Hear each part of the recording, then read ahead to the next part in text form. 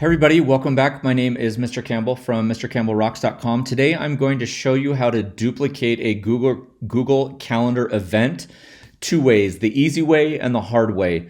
The traditional way that you do this is you'll create an event in Google Calendar. So we're going to go to calendar.google.com. We're going to click on a time. And the reason we would want to do this is, let's say we want to add it to two different calendars, or we have our personal calendar and an administrator calendar, or we have what we use is a public calendar for all of our community to see. And then we have a teacher calendar, which is a little bit different. So we would want to have events that are on both of those calendars, or maybe we want to add details to the teacher calendar that the public can't see. So let's just walk you through this. So we're going to create this event, right? Varsity soccer game is at 2 to 3. So typically how we would copy this to another calendar is we would come over and click on this event. We would go up to the three dots and we would say copy to school, right? Let's just copy to this and it'll show up in a different color. We click save and then you'll see the event that's in both of those. Obviously, if I unclick it on mine, it'll just show the varsity. So we've got it on these two right here. That's one way to do it. And that's what most people do. There's another way that you can do this, and it's super awesome and super easy. And all you have to do is set it up once.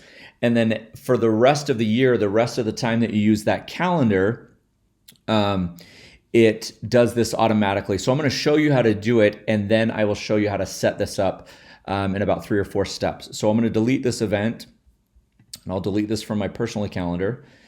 So what I'm going to do is I'm going to come into my personal calendar and I'm just going to type in varsity soccer, right?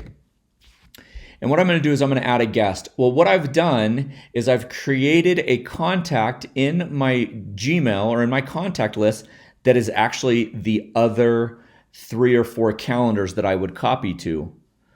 And so what I do is I come here and I just type in ERMS public and then click save and send.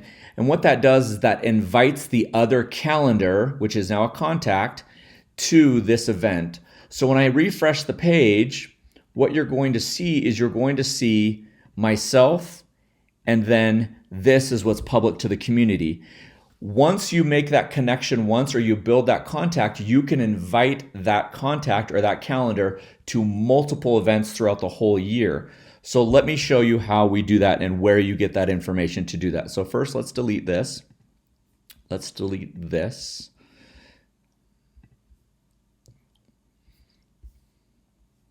We're going to come down to calendars, all the way down here at the bottom where it says other calendars. We're going to hit plus. We're going to create a new calendar.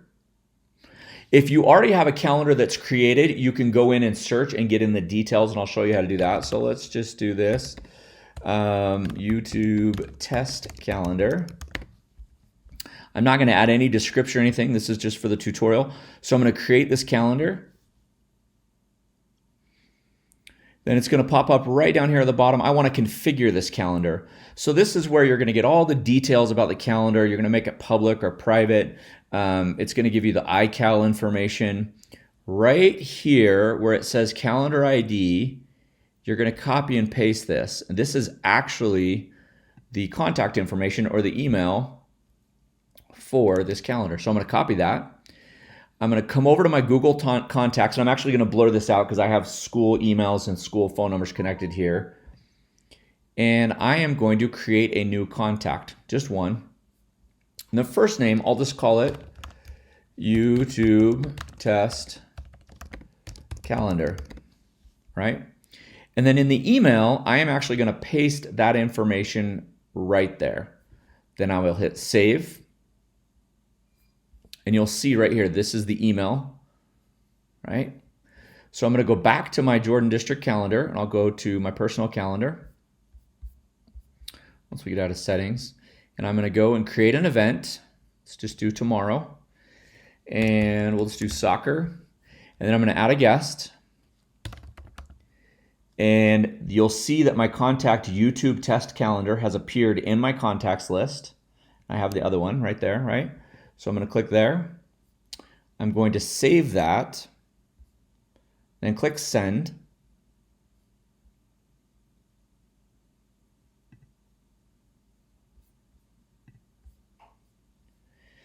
And once I refresh that page, what you're going to see is you're going to see that event in both of those calendars. Now, the great thing is about it is you only have to set up the contact once, but for the rest of the year, anytime you want to email or attach different people or different groups or different calendars to that calendar, you can hide and use specific events for those different groups. So where would I find that in a calendar that I already have created? So let's just go down to our performing arts calendar. This is something we already have. We're going to go over to the three dots. And we're going to go to settings and sharing. I am not in charge of this calendar. Obviously, it is our performing arts.